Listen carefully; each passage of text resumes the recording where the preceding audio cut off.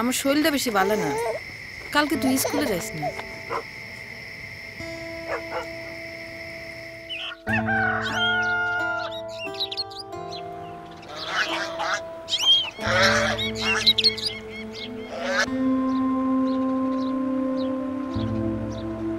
তোরে না মানা করলাম স্কুলে যাওয়ার দরকার নাই।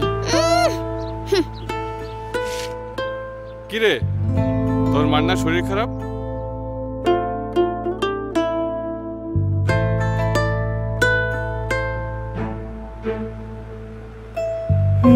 এই নাসিমা, এই হুন,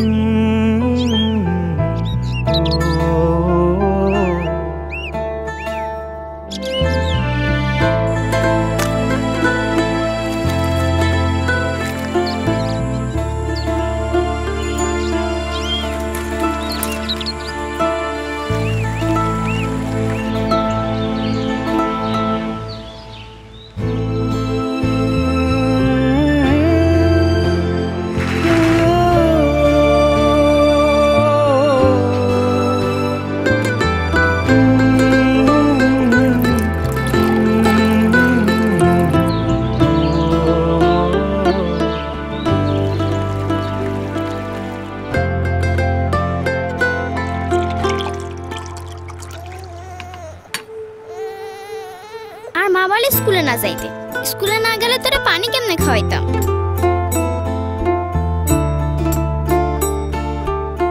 বাংলাদেশে প্রায় ৩.২ কোটি মানুষ নিরাপদ পানি থেকে বঞ্চিত।